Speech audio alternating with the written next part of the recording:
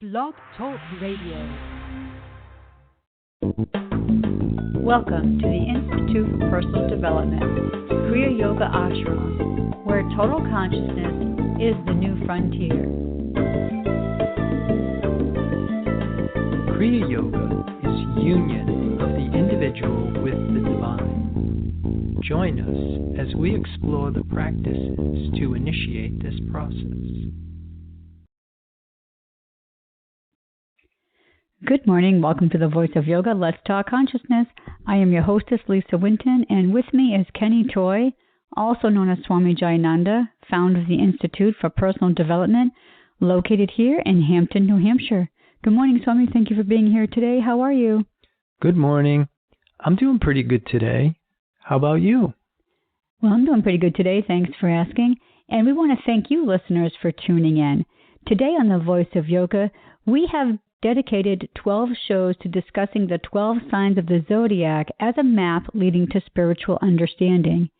Each week focuses on the respective sign as an archetype used in the process of an individual becoming divine. Listen this week as we explain the function of Scorpio, because desire is what drives the law of attraction, and like attracts like. These shows will explore why divine law cannot function in your experience if you are not conscious of its presence. Welcome to the Voice of Yoga. We are talking consciousness. Join the Kriya Yoga Spiritual Advance to get the light in your soul and desire nothing.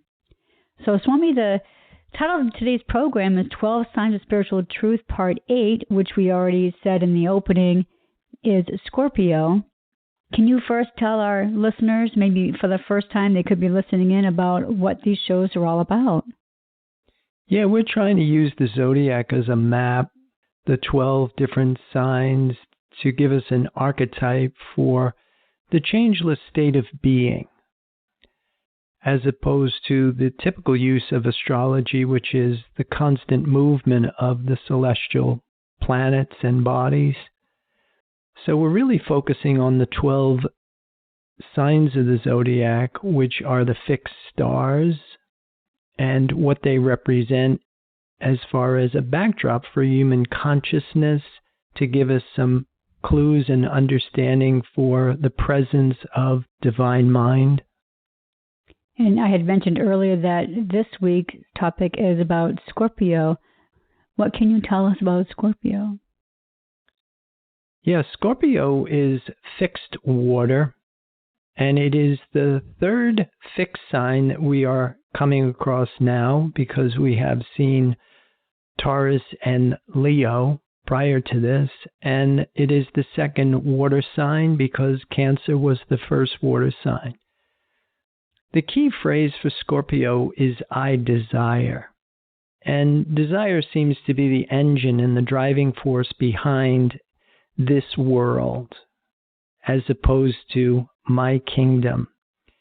And one of the things that we'll probably go into is a lot of the symbolism that is found in the image of Scorpio and the sign of Scorpio, to help us understand this principle of desire. I think that's a great idea. So why don't we get started with doing just that?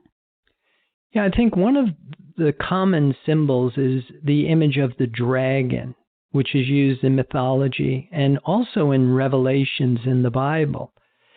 The dragon is an imaginary image, something that does not exist in reality and must be overcome.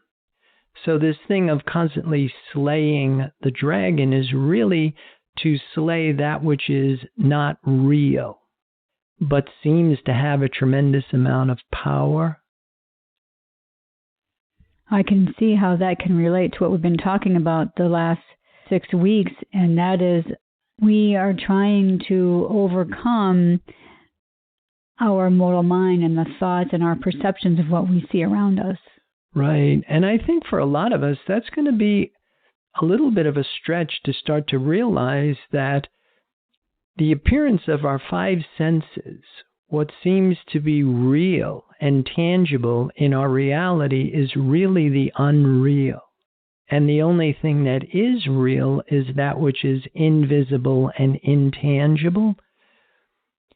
And so it's 180 degrees from, especially, I want to say, our scientific approach to life, and even say, for example, the Western medical model, which is constantly looking for tangible clues for the cause of their sicknesses and diseases.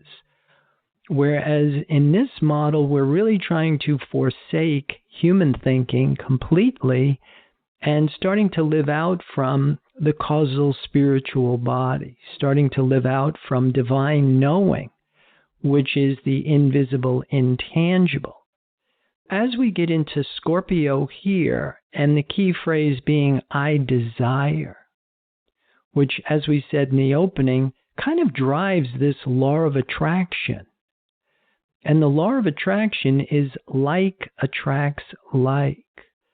So whatever it is that we sow to, if we have a belief that we are this mortal creature, that we are a body that has a mind and perchance a soul, then we are sowing to the flesh.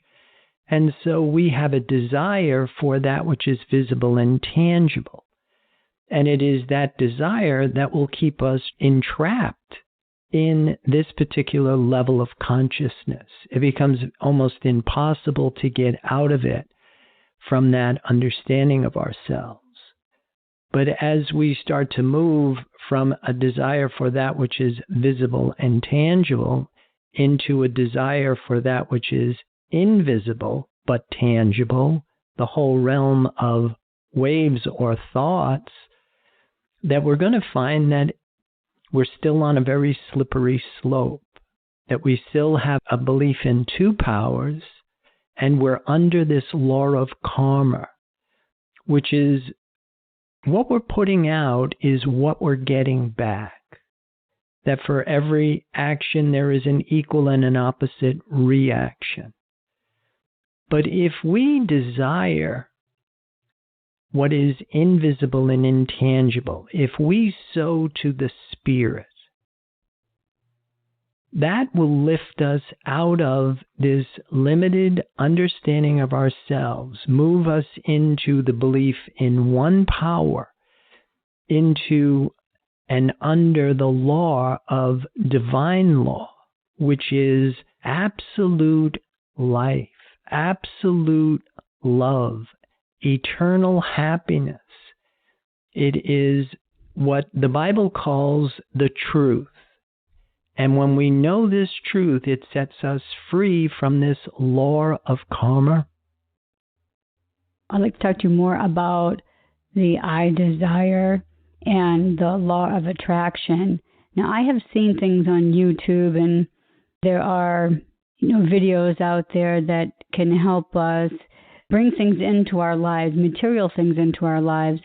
So I think what we want to try to do is change that desire to these material things to have a process to be able to bring the infinite into our lives. Yeah, it's very different. And as you start to understand how these different dimensions or levels of reality interact, because the things that are visible and tangible, which would come under the heading of form or matter, basically, if we are attracted to them, then we are going to be under this law of karma. And then one of the biggest misconceptions is that we think moving into the realms of mind is the equivalent of being spiritual. And in truth, it's not, because you can get by with material and mental means by positive thinking and creative visualization and using affirmations and all of that type of stuff. You can change finite bad to finite good. You can change a belief in lack into a belief in abundance, but you are still going to be under this law of karma, that you will eventually expire. But if you want to know the truth, the whole truth, and nothing but the truth, then you can't get off on the mental plane. You have to go further into what is called spirit. And spirit is the invisible, intangible presence. It's absolute stillness, absolute silence. And so when you desire that, that is what will lift you out of the belief in two powers, out of the law of karma.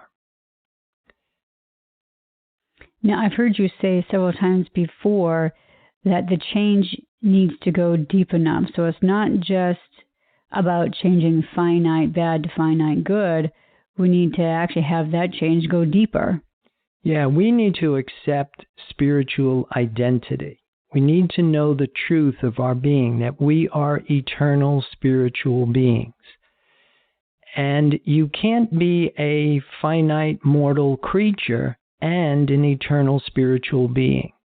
This wisdom is found in the Bible, where it says that we must put off the old man.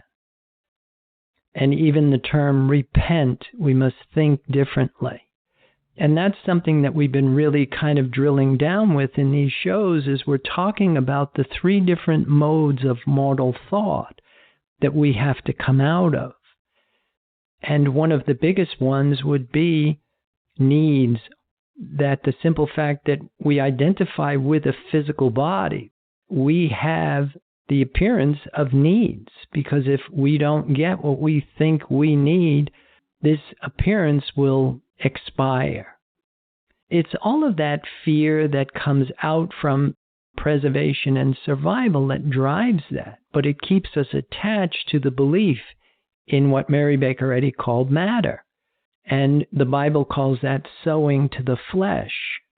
But if we can separate our identity and assume spiritual identity, that you are an eternal spiritual being, a great question is, well, when did that begin?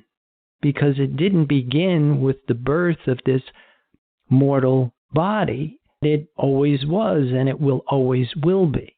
And as we start to assume the identity that gives us that sense of immortality, then there is no longer any fear. And it's not just senseless optimism, it's really knowing the truth of your being. And the other thing is that as we start to move from material to mental to spiritual identity, and we finally get under the law of the divine, we now find that we are under the protection of the divine. Your whole external picture changes.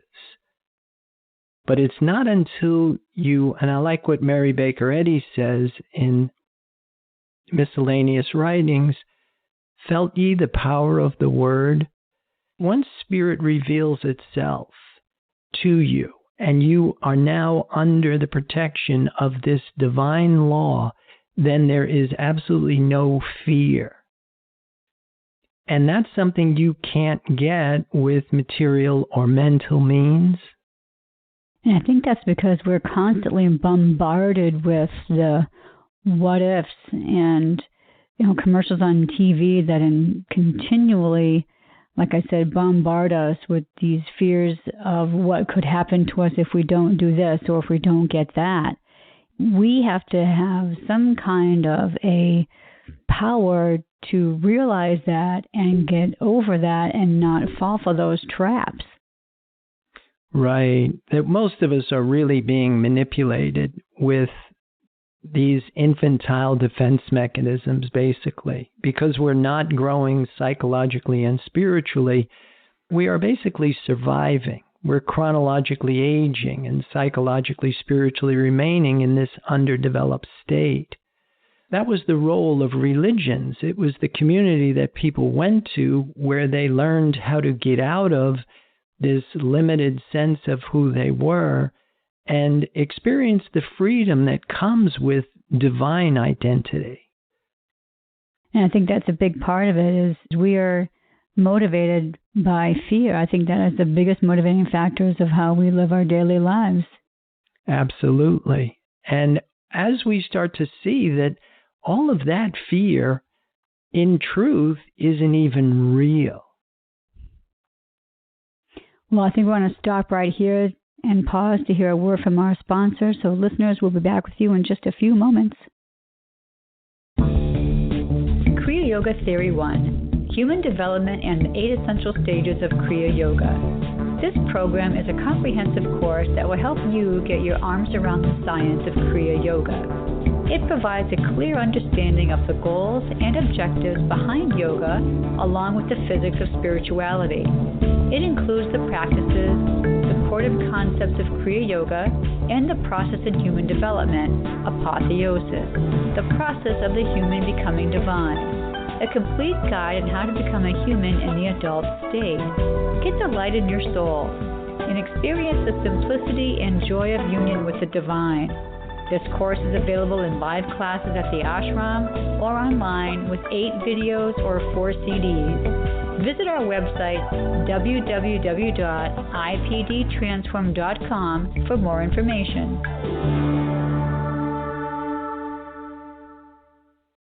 Welcome back. For those of you just joining us, you're listening to The Voice of Yoga, and we are talking consciousness. So, Swami, we left off when we were talking about fear. So how can we overcome fear in this model?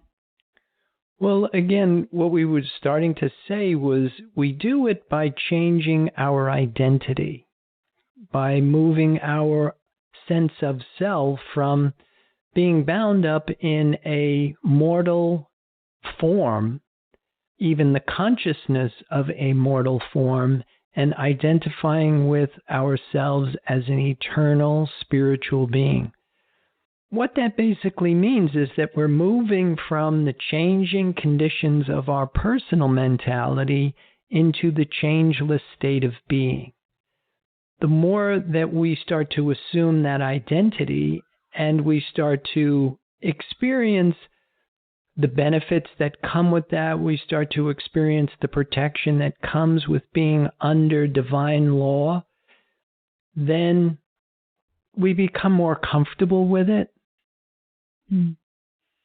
We had talked in the last shows about Alice Bailey's Labor of Hercules. Can you talk to us about what she says about Scorpio? Yeah, in her book, the labor that is associated with Scorpio is destroying the Lernaean Hydra, which was the 9-headed snake. And the Hydra is divided into 3 triunes, and she breaks it down into appetites, sex, comfort, and money, passion, fear, hatred, and desire for power. And the third is vices, pride, separativeness, and cruelty. And we were talking about overcoming fear, and we want to do that without power. So we need to not have this desire for power. Yeah, that's an important thing that we start to understand is we're all looking for God power to overcome this concept of evil. In reality, it doesn't work like that because the concept of God, this concealed deity, is all. That God is all, and God is absolute goodness. And so as we start to abide in that revelation, we realize that there are no opposing forces, that there is just one divine life experiencing itself and doing it with absolute harmony, the perfection of being. Now, the 3 triunes, is that something that we should learn something from? Like, can we take those and apply them to our desires? Well, I think oftentimes it is helpful sometimes to understand and organize your information, but to really get a sense for the underlying dynamic of desire. Because on a very fundamental level, we are all codependent. But what we are dependent upon will determine our level of consciousness. And that's what we have been trying to discuss in this show particularly, is how to change what it is that we are attracted to. And in the framework of doing that, it will change your level of consciousness. It will change your sense of who you are. So tell us, how does Hercules overcome the Hydra? Yeah, in this particular task, Hercules finds that if he cuts one head off of this 9-headed snake, it grows back 2. So he realizes that he can't do this with his normal meeting power with power. And so what he figured out was if he lifted the snake off of the earth, that the snake got all of its power from the earth. And by lifting the snake off of the earth, he rendered it powerless. And I think there's a real lesson for us to learn in that particular task, because we experience a similar dynamic when we try to give up what it is that we desire, when we're trying to give up what I call our unnecessary dependencies. And typically it doesn't matter what it is. If you're trying to give up sugar, the minute you stop eating it, all of a sudden that's all you want is sugar. If you're trying to give up alcohol or cigarettes or anything, gambling, the minute you try and give it up, you find that it empowers it and it becomes that much harder. We finally figured out was the easiest way to get out from underneath any unnecessary dependency was to substitute. But in the framework of this substitution, you really want to substitute your necessary dependencies for your unnecessary dependencies.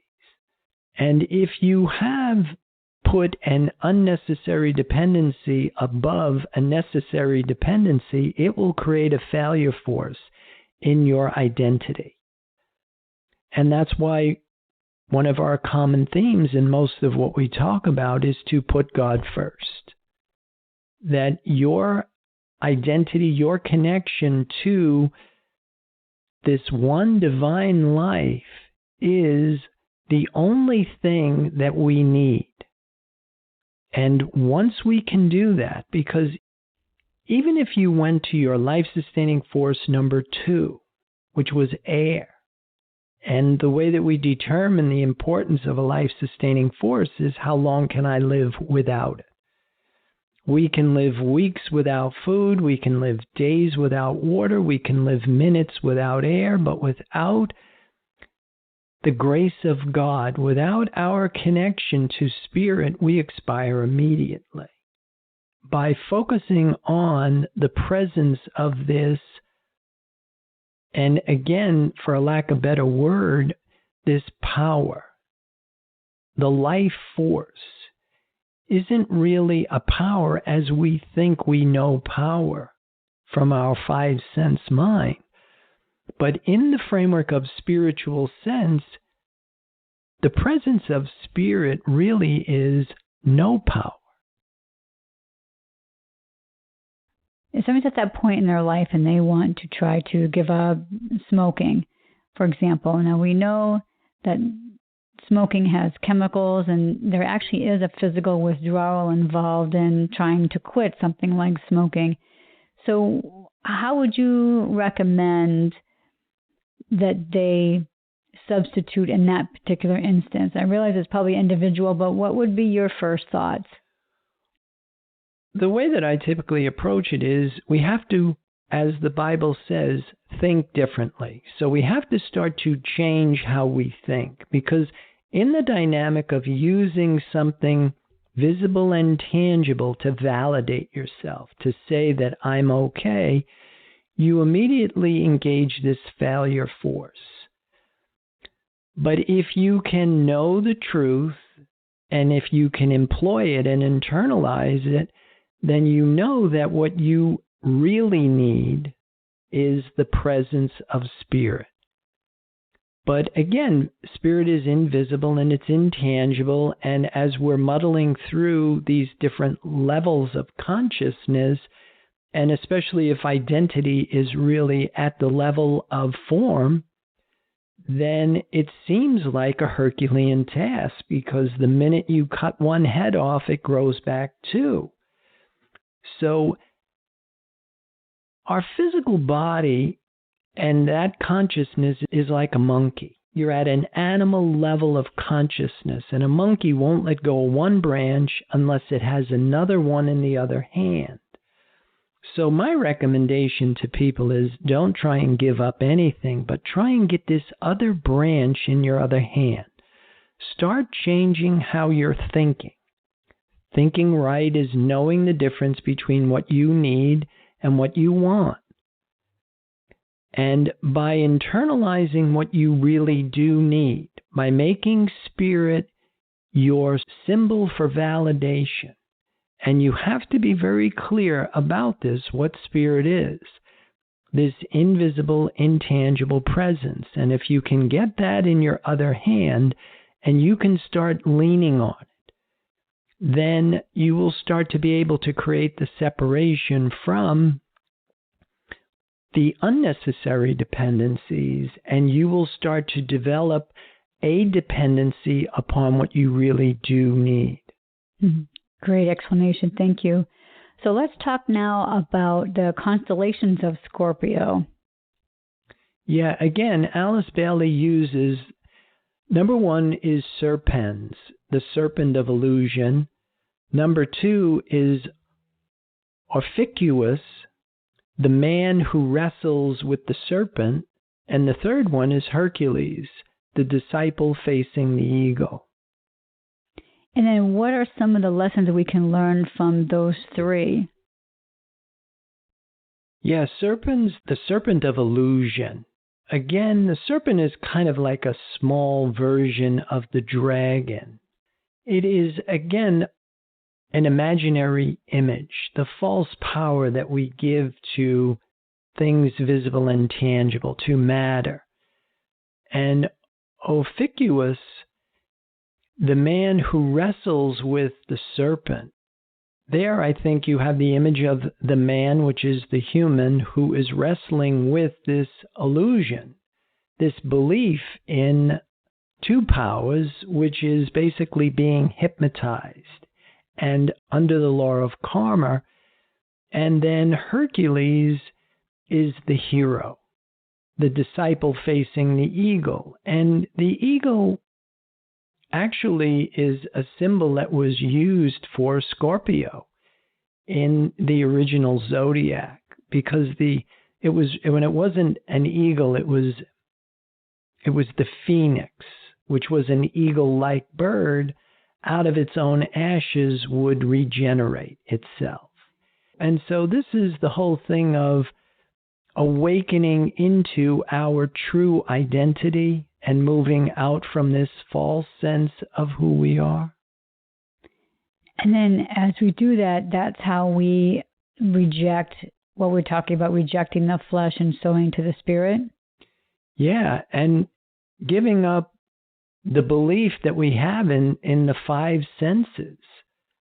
And that's what we had said in the beginning. That's a tough order for most of us, to give up the testimony of our five senses and saying, this isn't real, and to be able to rely on what is invisible and intangible with scientific certainty until you start to demonstrate this divine law. Now, when you're talking about scientific certainty, what exactly do you mean by that? Well, if you're not demonstrating divine law with a certain degree of authority, then chances are that you're still lost in the illusion and you are under the control of the law of karma, and you're not under or walking in the kingdom of heaven on earth. So I think it's about that time that we end our program for today. So listeners, please visit our website, www.ipdtransform.com. And again, 3/4 of the way down that homepage, you'll see that section entitled Swami Says Recent Posts, and you'll see Blog Talk Radio shows there listed that you can just click on for your learning experiences. Now, don't forget, Swami also does a free webinar Wednesdays at noon. You can access that through the online classes. So, Swami, any other final thoughts about today's program? Well, I would like to encourage everybody to try and create this primary relationship with their divinity and overcome the illusion of their five senses. And with that, I'll wish everybody a good day. Namaste. And thank you for listening to our program, The Voice of Yoga. This is Lisa Winton, along with Swami Jayananda. We'll be signing off. Have a wonderful Kriya Yoga kind of day. Namaste.